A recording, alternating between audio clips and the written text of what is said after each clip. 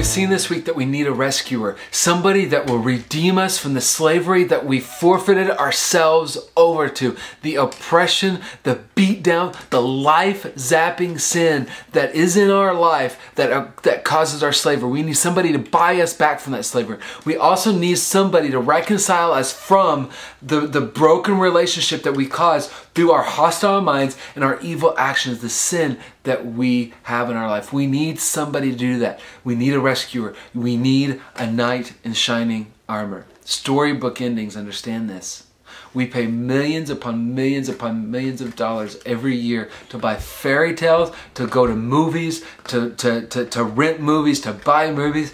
We pay out our nose because of this. And it's not just entertainment, right? We see ourselves in the story. Girls, you want to be the one who is being rescued, right? You want to have your own knight in shining armor. Guys, you want to be the knight in shining armor. Tell me, you've dreamt of it. You've got that girl in mind. You've got that girl you've wanted to rescue. Well, if you're single, you do. If you're married, hopefully you've, well, anyway, that person, that girl that you want to swoop in and rescue.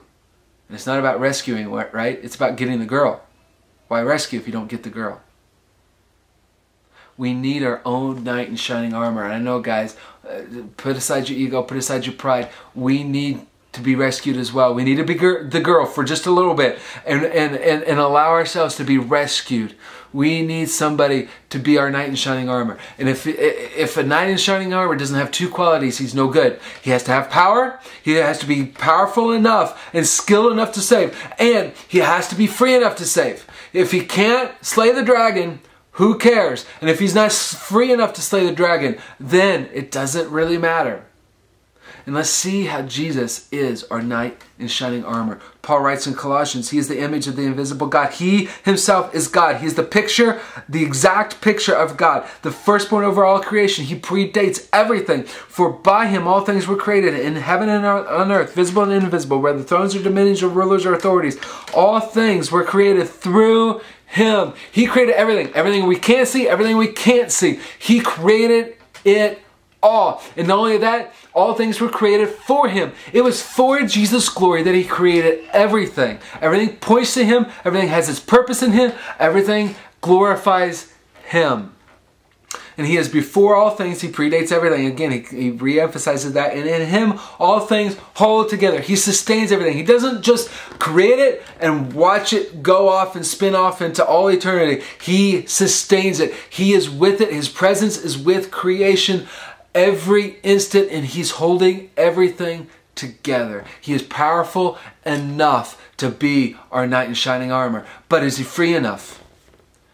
And he is the head of the body of the church. He is the beginning, the firstborn from the dead. And in everything, he might be preeminent. He is the head over everyone who is saved. He is the head over everyone who is free. How is that? Because he became free himself. He placed sin upon himself at the cross.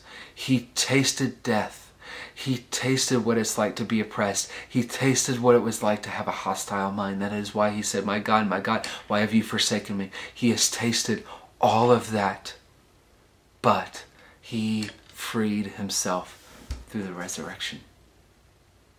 All of that so that we can experience being rescued and coming into that resurrection. We can think of it this way as well. He is life giver through creation, and then we broke that life through sin. But then he is the life re-giver through the resurrection. And we all need this rescuing because we all have this sin in our life. I realized this. At one point in time I realized this, and I realized this day after day after day, that I need to be rescued from myself. How about you? Do you need to be rescued? Do you need to cry out to God to rescue you, to be your knight in shining armor? Hang with us the rest of this week as we take a look at Jesus being our knight in shining armor.